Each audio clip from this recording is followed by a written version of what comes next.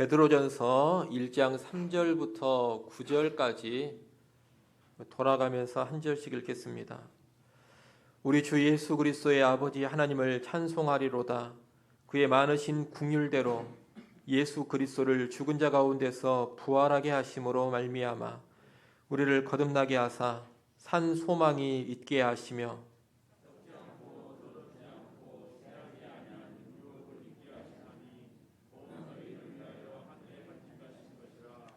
너희는 말세에 나타내기로 예비하신 구원을 얻기 위하여 믿음으로 말미암아 하나님의 능력으로 보호하심을 받았느니라.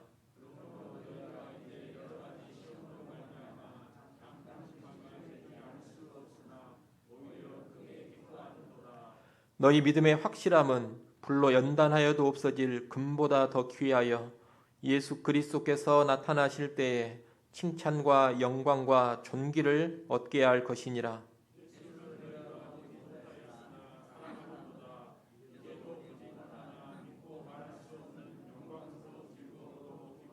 같이 봅니다. 믿음의 결국 곧 영혼의 구원을 받음이라. 아멘. 정신과 의사인 빅터 프랭클이라는 사람이 쓴 죽음의 수용소에서라는 책이 있습니다. 2차 세계대전 당시에 빅터 프랭클 그 자신이 직접 유태인 수용소에 들어가서 겪은 일을 기록하고 있는 책입니다. 그 책에 보면 수용소의 상황이 정말로 끔찍합니다. 매 끼니가 되면 멀건 스프와 한 조각 빵만을 제공해 줍니다. 스프가 너무 멀어서 간혹 스프 안에 콩알이라도 한두 알 들어오면 그날은 정말로 운이 좋은 날입니다. 옷이나 신발도 제대로 제공을 해주지 않습니다. 너무나 열악해서 사람이 죽어나가면 그 시체가 입고 있는 옷이라든가 신발을 벗겨서 사용해야 할 정도입니다. 그래도 적절한 신발을 구하지 못하면 차가운 겨울에도 맨발로 다녀야 합니다.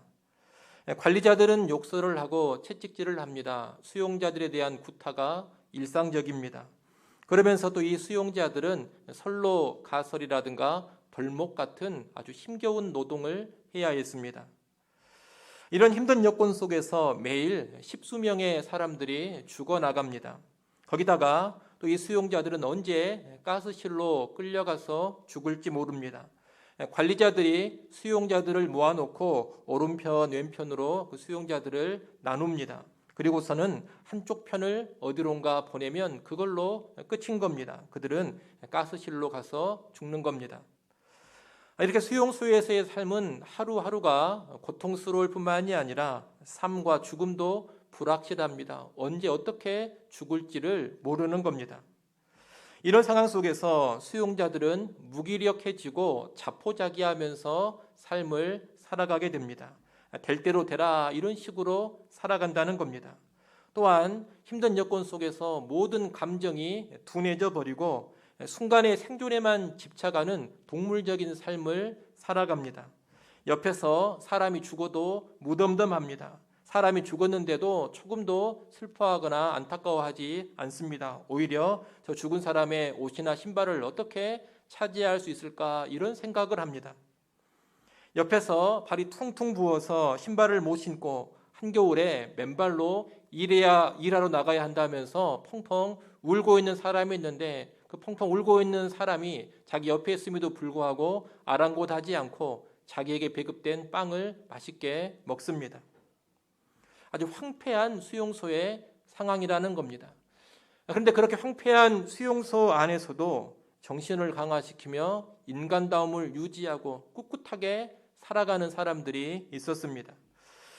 살펴보니 그런 사람들이 어떤 사람들이냐면 미래에 대한 기대를 포기하지 않고 있는 사람, 미래의 소망을 강력하게 가지고 있는 사람들이었습니다. 나는 반드시 살아서 이 수용소를 나간다. 내가 나가서 반드시 하고 싶은 어떤 일을 할 것이다. 이런 강한 기대와 소망을 품고 있는 사람들만이 힘든 여건 속에서도 죽을지도 모르는 상황 속에서도 의지를 가지고 인간답게 살아가고 남다르게 살아가더라는 겁니다. 이 빅터 프랭클 자신도 수용소에서 살아나가서 책을 쓰고 학생들을 가르쳐야 되겠다, 이런 소망을 품고 살아갑니다. 그러면서 정신과 의사로서 수용소에 수감된 사람들의 삶을 면밀히 관찰합니다. 또 책에 쓸 내용을 쪽지에 기록을 해둡니다.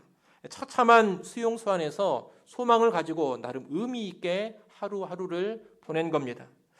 그런 경험 가운데 빅터 프랭클이 무슨 말을 하느냐? 사람은 미래에 대한 소망이 있어야지만 세상을 제대로 살아갈 수 있다, 이렇게 말합니다. 소망이 사라지면 사람이 정상적인 삶을 살지 못한다는 겁니다. 그런데 이 책에 보면 소망과 연관해서 또 하나의 이야기가 기록되어 있습니다. 1944년의 성탄절인 12월 25일부터 해서 1945년 새해에 이르기까지 약 일주일간 수용자들의 사망률이 급격하게 증가했습니다. 노동 조건이라든가 식량 사정은 동일했습니다. 특별한 전염병이 돌았던 것도 아닙니다. 똑같은 열악한 환경이었습니다. 그런데 그 일주일 동안에 사망률이 급격하게 높아졌다는 겁니다. 이유를 찾아보니 다른 이유가 아니었습니다. 소망이 깨져버렸기 때문이었습니다.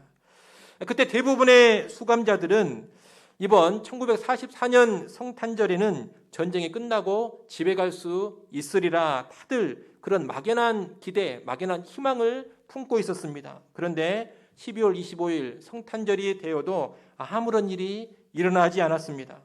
막연히 가지고 있던 그 소망이 이루어지지 않자 순식간에 이 수용자들이 무기력해져 버렸습니다. 용기를 잃고 절망감에 빠져버렸습니다. 그러자 힘든 환경을 버티고 있던 몸의 저항력이 다 사라져버리고 많은 사람들이 급작스럽게 죽어나갔던 겁니다. 소망이 힘을 분명히 주는데 그 소망이 실현되지 않았을 때 훨씬 더 큰 충격으로 다가왔다는 겁니다. 그러니 여러분, 인간에게 정말로 힘을 주는 것은 단순한 소망이 아닙니다. 막연한 소망이 힘을 주는 게 아닙니다. 반드시 이루어지는 참된 소망이 힘을 주는 겁니다. 참된 소망이 있을 때 사람은 현재를 힘있게 살아갑니다. 그리고 참된 소망이 있어야지만 계속해서 무너지지 않고 꿋꿋하게 살아가는 겁니다. 우리가 오늘 본문으로 읽은 말씀은 베드로전서의 말씀입니다. 이 베드로전서는 사도 베드로가 핍박을 당하고 있는 성도들에게 보낸 편지입니다. 아주 힘겹게 살고 있는 성도들에게 보낸 편지라는 겁니다. 그런데 이 편지의 초반에 사도 베드로는 무슨 이야기를 하느냐? 소망에 관한 이야기를 하고 있습니다. 3절 말씀을 한번 보십시오. 3절 말씀 같이 한번 읽겠습니다. 우리 주 예수 그리스도의 아버지 하나님을 찬송하리로다. 그의 많으신 긍휼대로 예수 그리스도를 죽은 자 가운데서 부활하게 하심으로 말미암아 우리를 거듭나게 하사 산 소망이 있게 하시며 아멘. 여기 보면 하나님은 예수 그리스도의 부활로 말미암아 우리를 거듭나게 하사 산 소망이 있게 하셨다 그럽니다.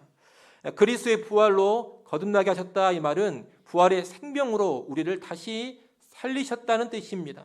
부활의 생명으로 우리를 다시 살리셨는데 다시 살리신 우리에게 뭘 주셨다고 합니까? 산 소망을 주셨다고 합니다. 거듭난 사람들에게 산 소망이 있습니다. 이 산 소망은 죽은 소망과 반대되는 것입니다. 죽은 소망은 헛된 소망입니다. 이루어지지 않을 소망, 가짜 소망입니다. 그에 비해서 산 소망은 참된 소망입니다. 반드시 이루어지는 소망이라는 겁니다. 그러면 거듭난 신자가 가지고 있는 반드시 이루어지는 소망, 이 산 소망은 구체적으로 어떠한 소망입니까? 이 산 소망과 연관된 구체적인 모습이 오늘 본문 4절, 7절, 9절에 나옵니다. 이 4절과 7절과 9절은 사실 본질적으로 같은 소망을 이야기하고 있는 겁니다. 같은 소망을 다른 관점, 다른 표현으로 보여주는 겁니다. 본질상 같은 것이기 때문에 하나로 묶어서 봐도 될 겁니다. 하지만 우리가 신자의 소망을 좀 더 풍성하게 보는 차원에서 세 가지를 따로따로 이 시간에 좀 살펴보려고 합니다. 여러분, 거듭난 우리가 가지고 있는 반드시 이루어지는 참소망, 산 소망은 구체적으로 어떤 것들입니까? 첫째, 거듭난 우리의 산 소망은 하늘의 유업을 물려받는 겁니다. 4절 말씀을 우리 같이 한번 읽어보겠습니다. 4절 읽습니다. 썩지 않고 더럽지 않고 쇠하지 아니하는 유업을 잊게 하시나니 곧 너희를 위하여 하늘에 간직하신 것이라. 아멘. 이 말씀에 보면 거듭난 신자들은 썩지 않고 더럽지 않고 쇠하지 않는 그런 유업을 이어받는다 그럽니다. 간단히 말하면 하늘의 유업을 이어받는다는 겁니다. 썩지 않고 더럽지 않고 쇠하지 않는다 했습니다. 이것은 땅의 유업과 대비되는 하늘의 유업의 특징입니다. 이 땅의 유업이라는 것은 대표적으로 세상의 돈이나 토지나 주택 이런 것들입니다. 이런 땅의 유업은 썩습니다. 더럽혀집니다. 더럽혀진다라는 것은 변질된다 이런 뜻입니다. 그리고 쇠합니다. 땅의 유업은 갈수록 흥황하는 것이 아니라 오히려 갈수록 쇠하여진다는 겁니다.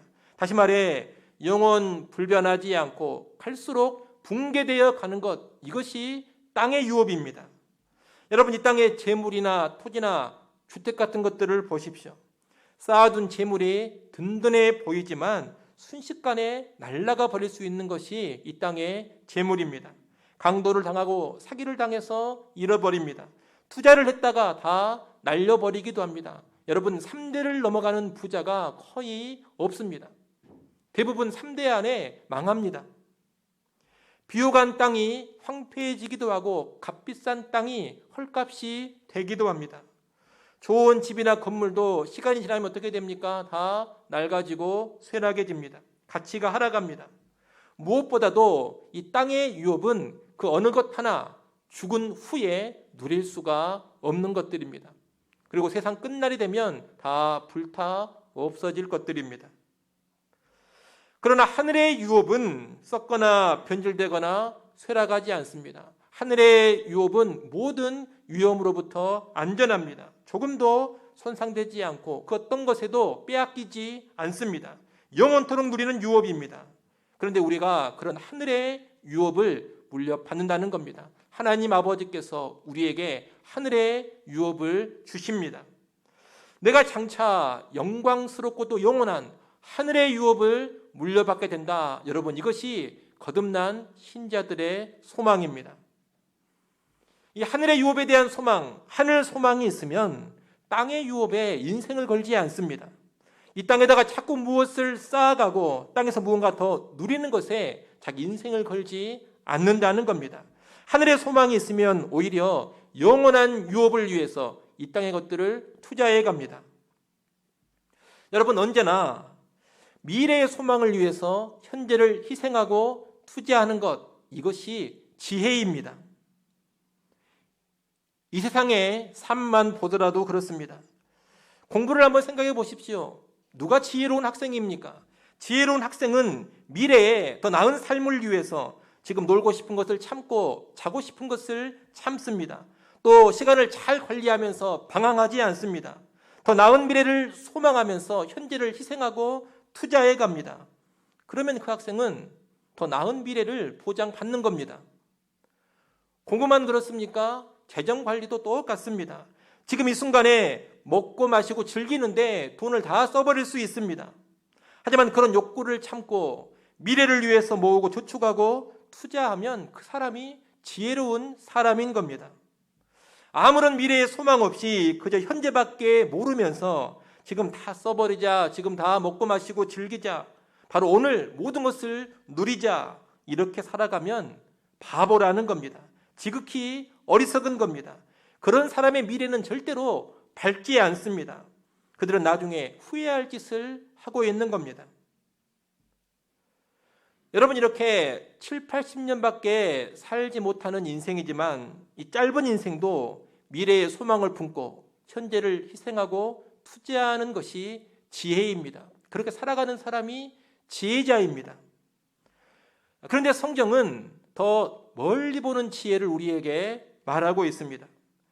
7, 80년 살고 끝나버리는 이 세상의 인생만 그럴 것이 아니라 죽음의 영혼까지 전망하는 그런 지혜를 가지라고 합니다.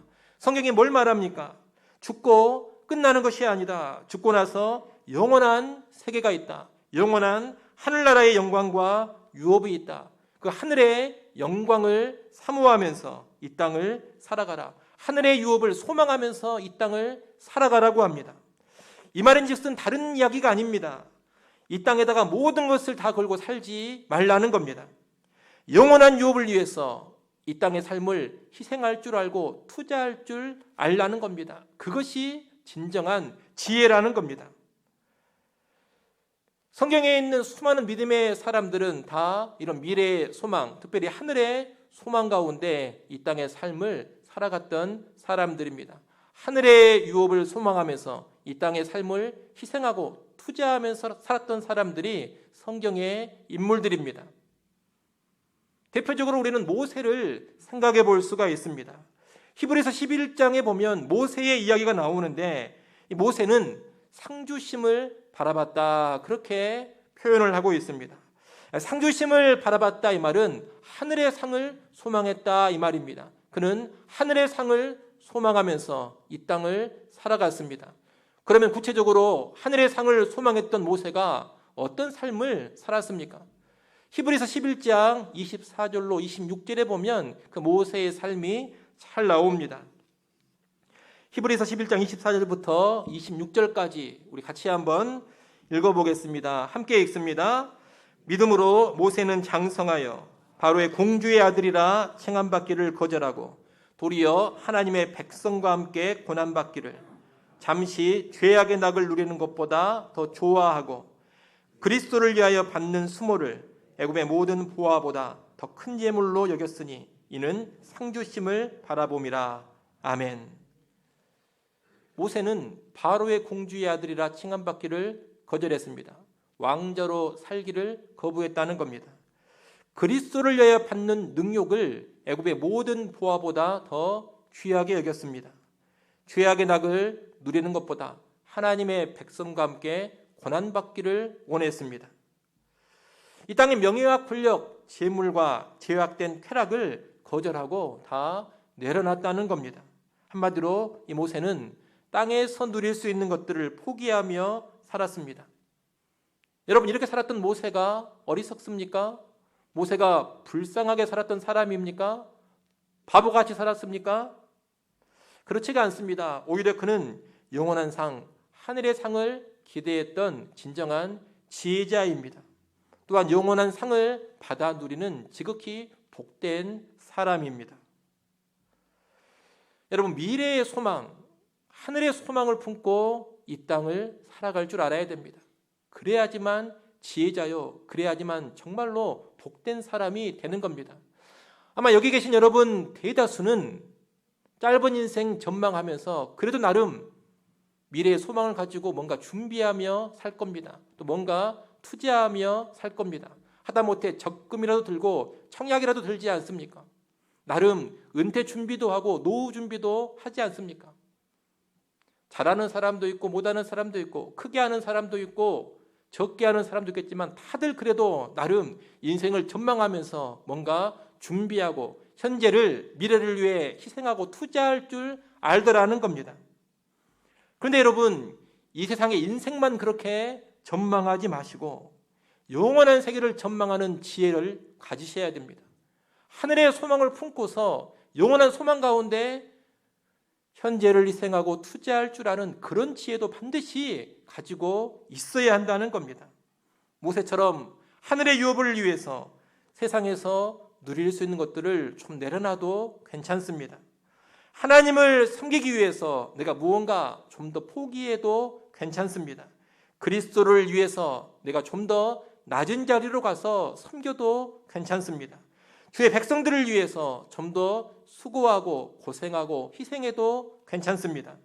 복음과 말씀을 위해서 핍박을 받아도 괜찮습니다. 그렇게 살아가는 것이 절대로 손해보는 것이 아닙니다. 그렇게 사는 것이 억울한 것도 아닙니다. 그렇게 사는 것이 불쌍한 것도 아니라는 겁니다. 오히려 하늘에서 빛나는 인생의 길로 가는 겁니다. 찬란한 하늘의 유혹과 하늘의 상을 누리는 그런 사람이 되는 겁니다. 그런 여러분, 그 소망을 가지고 살아가시기를 바랍니다. 땅의 유업에 소망 두지 마시고 우리가 장차 받을 하늘의 유업에 소망 두고 이 땅에 하루하루 살아가는 우리 모두가 될 수 있기를 간절히 소원합니다. 둘째로 거듭난 신자들이 가지고 있는 산 소망은 연단된 믿음으로 얻는 칭찬과 영광과 존귀입니다. 7절 말씀을 같이 한번 읽어보겠습니다. 7절 읽습니다. 너희 믿음의 확실함은 불로 연단하여도 없어질 금보다 더 귀하여 예수 그리스도께서 나타나실 때에 칭찬과 영광과 존귀를 얻게 할 것이니라. 아멘. 여기 보면 믿음의 확실함이라는 말이 나옵니다. 이 믿음의 확실함이란 고난이나 시련을 통하여서 믿음이 잘 검증된 것을 의미합니다. 달리 말하면 연단된 믿음, 이렇게도 말할 수가 있겠습니다. 이 믿음의 확실함, 곧 연단된 믿음은 예수 그리스도께서 재림하시는 날에 칭찬과 영광과 존귀를 얻게 한다고 합니다. 그래서 이 고난을 통해 연단된 믿음을 금보다 더 귀하다, 그렇게 말하고 있습니다. 이 금이라는 것은 세상의 돈이나 물질을 대표하는 것입니다. 여러분, 이 세상에서 금으로 할 수 있는 것이 얼마나 많습니까? 금으로 누릴 수 있는 것 정말로 많습니다. 그러나 환난을 통해 연단된 믿음은 금보다 더 많은 것을 우리에게 준다는 겁니다. 연단된 믿음이 뭘 누리게 한다고 했습니까?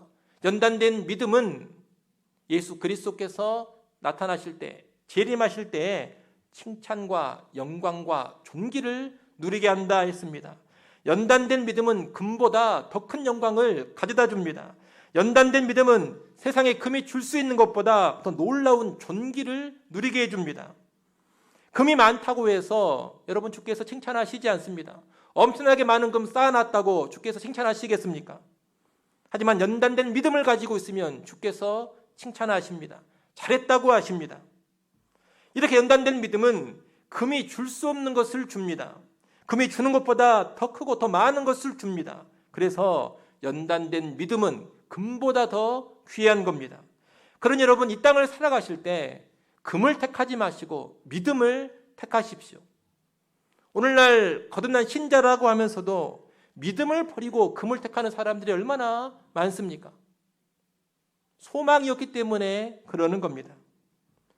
여러분, 금을 많이 모아야 되겠다, 물질과 돈을 많이 쌓아야 되겠다, 그래서 이 땅에서 뭘 좀 제대로 누려봐야 되겠다, 그런 기대, 그런 소망으로 살지 마십시오. 오히려 금보다 귀한 믿음을 내가 키워야 되겠다, 좋은 믿음을 가져야 되겠다, 그래서 재림의 날에 칭찬과 영광과 존귀를 누려야 되겠다, 여러분, 그런 기대와 소망을 품으셔야 됩니다. 그런 소망으로 살아가면 이 땅에서 겪는 시련과 고난을 원망과 불평으로 바라보지 않습니다. 오히려 시련과 고난을 기쁨으로 바라봅니다. 그리고 기쁨으로 맞이합니다. 왜 그렇습니까? 시련과 고난이 있어야지만 믿음이 연단되기 때문입니다. 여러분, 연단된 믿음이 재림의 날에 칭찬과 영광과 존귀를 가져다 준다 했습니다. 그런데 믿음이 연단되려면 시련과 고난 없이는 절대로 안 됩니다. 시련을 거치고 고난을 통과해야지만 믿음이 좋은 믿음 되는 것이고, 견고한 믿음 되는 것이고, 연단된 믿음 되는 겁니다. 금도 그렇지 않습니까? 불에 들어가지 않으면 절대로 순금, 정금이 되지 못합니다. 반드시 불에 들어가야지만 금은 순금, 정금이 되는 겁니다. 믿음도 똑같다는 겁니다. 시련과 환난을 거치고 시련과 환난을 겪어야지만 우리 믿음이 좋은 믿음 됩니다. 정금 같은 믿음 된다는 겁니다. 그렇기 때문에 재림의 날에 칭찬과 영광과 존귀를 얻기 원하는 사람은 고난을 싫어하지 않습니다. 시련을 거부하지 않습니다. 오히려 믿음의 연단을 가능케 하는 시련과 고난을 기쁨으로 맞이한다는 겁니다. 물론 이런 고난과 시련을 우리가 가볍게 여기면 안 됩니다. 고난 가벼운 이야기가 아닙니다. 시련 쉬운 게 아닙니다. 정말로 힘겹고 어렵고 무거운 것이 고난이요 시련입니다. 그래서 오늘 본문 6절에도 보면 뭐라고 합니까? 6절을 한번 보십시오. 거기 보면 너희가 이제 여러 가지 시험으로 말미암아 잠깐 근심하게 되지 않을 수 없다 그럽니다. 근심하지 않을 수 없게 하는 것, 여러분 이것이 고난이고 시련입니다. 여기서 이 근심이라는 말은 깊은 고뇌를 의미합니다. 겟세마네 동산에서 예수님이 그런 말씀하신 적이 있습니다. 내가 고민하여 죽게 되었다. 내가 근심하여 죽게 되었다. 그런 말씀을 예수님이 하셨습니다. 그때 쓰신 단어와 이 6절의 근심이 똑같은 단어입니다. 다시 말해 이 땅의 고난과 시련은 쉬운 게 아니라는 겁니다. 예수님도 정말 힘들어 하셨던 것처럼 이 땅의 시련과 고난 가볍지 않다는 겁니다. 십자가 앞에 서는 것처럼 정말로 무겁고 힘들고 어려운 것이 이 땅에서 당하는 우리의 시련이요 고난입니다. 그러니 우리가 고난과 시련을 가볍게 다루면 안 됩니다. 고난당하는 사람 보고 그냥 가볍게 이길 수 있어 이렇게 말해줄 것이 아닙니다. 심히 근심스러운 일인 것이 분명합니다. 하지만 그럼에도 불구하고 그 고난을 통해서 믿음이 연단되기 때문에 기쁨으로 맞이하는 겁니다. 시련을 통해 연단된 믿음이 영원한 칭찬과 영광과 존귀를 얻게 하기 때문에 잠깐 근심하지만 오히려 크게 기뻐하는 겁니다. 러시아의 대문호요 신실한 그리스도인이었던 도스토옙스키는 이런 말을 했습니다. 내가 세상에서 한 가지 두려워하는 것이 있다면 그것은 내 고통이 가치 없는 것이 되는 것이다. 내 고통이 가치 없는 것이 되는 것, 그것을 두려워한다는 겁니다. 여러분, 고난과 시련의 기간을 헛되이 보내지 마십시오. 왜 나한테 이런 일이 생기는가 하면서 그저 불평이나 하고 원망만 하며 보내지 마십시오. 힘들고 어렵다고 주저앉아서 될 대로 되라는 식으로 무기력하게 보내지 마십시오. 시련을 거치면서 적개심이 불타오르고 악다구만 가득 차는 그런 사람이 되지 마십시오. 오히려 소망을 품으시고 이 시기를 통해서 내 믿음을 연단해야 되겠다. 그런 마음을 먹으십시오. 하나님은 믿음이 연단되어서 칭찬과 영광과 존귀를 누리라고 우리에게 시련과 고난을 허락하시는 겁니다. 그러니 여러분, 시련이 없고 고난이 없는 건 너무 좋아하지 마십시오. 기뻐할 일이 아닙니다. 시련이 없고 고난이 없는 것을 복이라고 생각하지 마십시오. 왜 복이 아닙니까? 시련 없고 고난이 없으면 절대로 믿음이 연단되지 않기 때문입니다. 시련이 없고 고난이 없으면 그만큼 축복의 기회가 없는 것이고 영광의 기회가 없는 겁니다. 고난 당해야 축복의 기회가 생기는 것이고 시련을 당해야 영광의 기회가 더 많이 생기는 겁니다.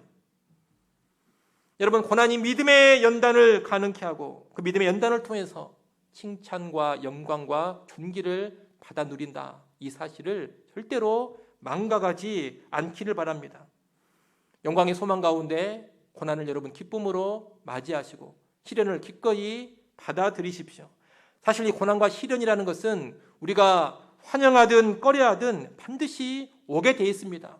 타락한 이 세상이기 때문에 그 누구도 고난을 피할 수 없고 시련을 피할 수 없습니다. 여러분, 아직까지 고난을 안 당해보셨습니까? 혹독한 시련을 경험해보지 않으셨습니까? 앞으로 반드시 올 겁니다.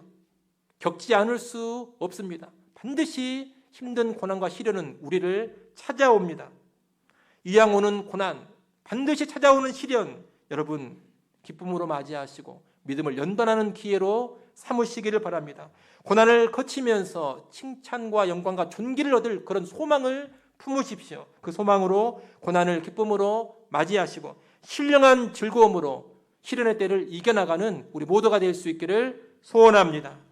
마지막 세 번째로 거듭난 신자들이 갖는 산 소망은 분명한 영혼의 구원입니다. 9절 말씀을 우리가 한번 보겠습니다. 9절 같이 읽습니다. 믿음의 결국 곧 영혼의 구원을 받음이라. 아멘. 믿음을 가진 우리가 결국에 영혼의 구원을 받는 것, 여러분 이것이 거듭난 신자의 소망입니다. 이 구원은 이미 받은 구원이고 우리가 현재 가지고 있는 구원입니다. 그리고 또한 이 구원은 장차 완성될, 장차 이루어질 구원입니다. 문제는 뭐냐? 예수 믿은 우리는 분명히 지금 구원을 가지고 있는데 앞으로 이 구원이 계속 보장되느냐 보장되지 않느냐, 여러분 이것이 문제입니다. 혹시라도 내가 지금 구원은 받았지만 앞으로 이 구원을 빼앗기지는 않을까, 이 구원을 잃어버리지는 않을까, 그런 염려가 있을 수 있습니다. 그런데 하나님의 말씀은 뭘 약속하시느냐? 거듭난 신자들은 절대로 구원을 빼앗기지 않는다, 그렇게 말씀합니다. 이 구원이 절대로 빼앗겨지지 않는다. 여러분 이 사실이 정말로 중요합니다. 우리의 구원은 불확실한 구원이 아니라는 겁니다. 받을 수도 있고 못 받을 수도 있고 장차 계속 유지할 수도 있고 잃어버릴 수도 있고 그런 구원이 아닙니다.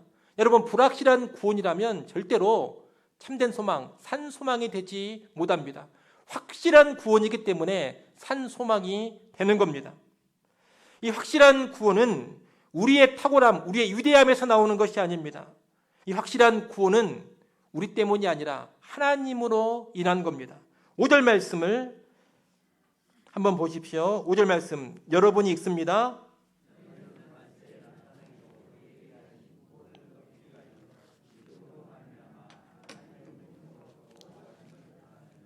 아멘. 믿음을 가진 자들은 하나님의 능력으로 보호하심을 받는다고 합니다. 여기서 말하는 보호하심이란 힘들고 어려운 일을 이 땅에서 전혀 당하지 않게 해준다, 그런 보호가 아닙니다. 병도 안 걸리고 고난도 안 당하는 그런 보호하심이 아니다, 이 말입니다. 그럼 어떤 보호입니까? 여기서 말하는 보호하심이란 신자들의 믿음과 신자들의 구원을 확실하게 지켜주는 그런 보호입니다. 하나님은 우리의 믿음을 절대로 상실되지 않도록 지켜주십니다.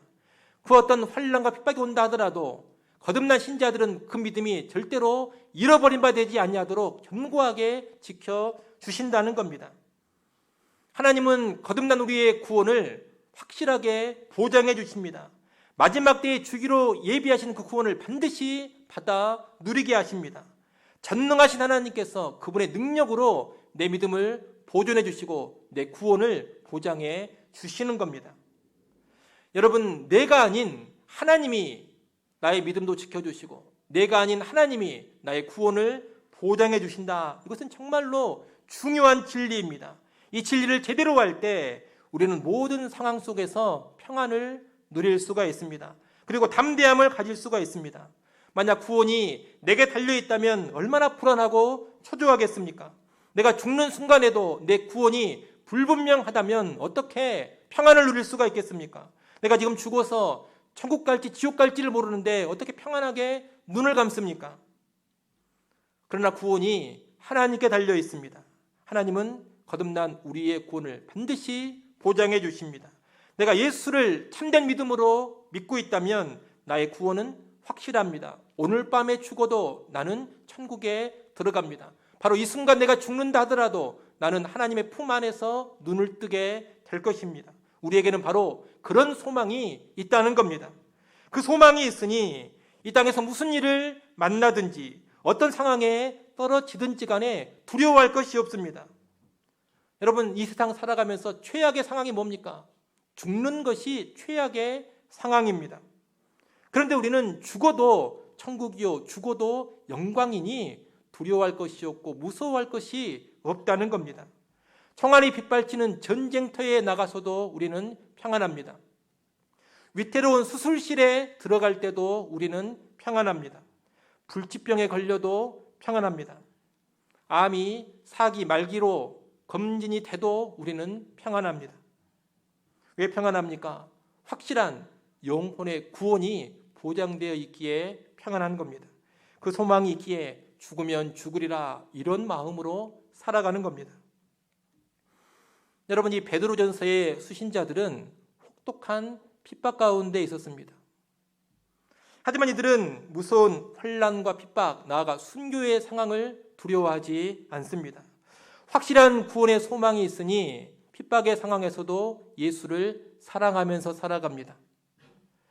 확실한 구원의 소망이 있으니 순교의 상황 속에서 예수를 부인하거나 그러지 않습니다. 아이고 죽을까 봐 무섭다.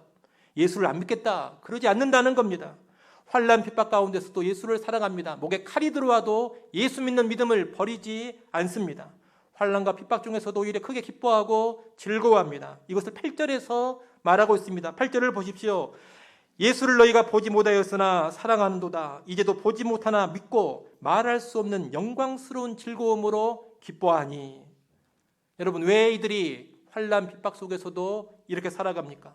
9절에 그 답이 있습니다. 믿음의 결국 곧 영혼의 구원을 받음이라. 내 영혼의 구원이 확실하게 보장되어 있으니, 그 구원에 분명한 소망이 있으니 환난 중에도 예수를 사랑합니다. 핍박 중에도 예수 믿는 믿음을 고백합니다. 환난과 핍박도 영광스럽게 여기면서 즐거워하고 기뻐합니다. 말 그대로 죽으면 죽으리라, 이런 모습으로 살아가는 겁니다. 오늘 우리도 여러분 이 소망을 가지고 있습니다. 베드로전서의 수신자들만 이 소망을 가진 것이 아니라 오늘 우리도 분명한 영혼의 구원에 대한 소망이 있다는 겁니다. 그러니 오늘 우리도 죽더라도 아무런 문제 없습니다. 죽어도 천국이요, 죽어도 영광입니다. 그 소망으로 이 땅에서 무슨 일을 당하든지 간에 평안을 누리시기 바랍니다. 그 소망 가지시고 어떤 상황 속에서도 예수를 사랑하며 살아가십시오. 어떤 상황 속에서도 예수 믿는 믿음 붙잡고 살아가십시오. 그리고 언제나 기뻐하며 살아가십시오. 믿음의 결국 영혼의 구원에 대한 소망을 가지고 그렇게 살아가라는 겁니다. 아무쪼록 우리 모두가 그 영혼의 구원에 대한 강력한 소망 가지고 이 땅에 하루하루 살아가기를 소원합니다. 이제 말씀을 맺겠습니다. 우리가 오늘 신자의 소망을 세 가지로 봤습니다. 본질상 같은 것이지만 표현을 달리하는 내용이라 했습니다. 거듭난 우리는 영원한 하늘의 유업, 하늘의 상을 받아 누릴 소망이 있습니다. 거듭난 우리는 재림의 날에 연단된 믿음을 통해 칭찬과 영광과 존귀를 받을 소망이 있습니다. 거듭난 우리는 반드시 영혼의 구원을 얻는다는 소망이 있습니다. 거듭난 신자들은 바로 이런 소망으로 살아가는 사람들입니다. 여러분 꼭 아셔야 됩니다. 환난과 시련이 우리를 쓰러뜨리는 게 아닙니다. 이 땅의 환경이 우리를 주저앉게 하는 것이 아닙니다. 시련이 우리를 무너뜨리지 않습니다. 오직 소망 없음이 우리를 무너뜨리는 겁니다.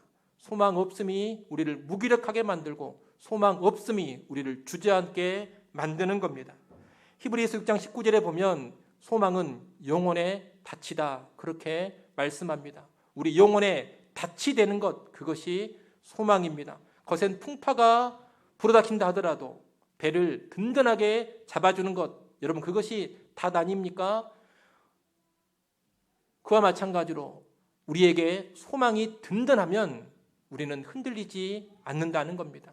여러분 영혼의 닻이 소망입니다. 이를 꼭 적으시고 영혼의 닻이 되는 그 소망 붙잡고 이 땅에 하루하루 승리하며 살아갈 수 있기를 간절히 축원합니다. 기도하겠습니다. 하나님 아버지, 우리에게 소망 주심을 감사합니다. 영원한 하늘의 유업, 하늘의 상을 받아 누릴 소망 주시니 감사합니다. 재림의 날에 연단된 믿음으로 칭찬과 영광과 존귀를 얻을 소망 주시니 감사합니다. 우리에게 확실한 영혼의 구원을 보장해 주시는 그 소망 주시니 감사합니다. 이 땅 살아갈 때 소망 품고 살게 하여 주옵소서. 소망을 품고 이 땅의 인생을 영원한 것을 위해 투자하며 살아가게 하시고 환난과 시련도 기쁘게 받아들이며 살게 하여 주옵소서. 예수님의 이름으로 기도드리옵나이다. 아멘.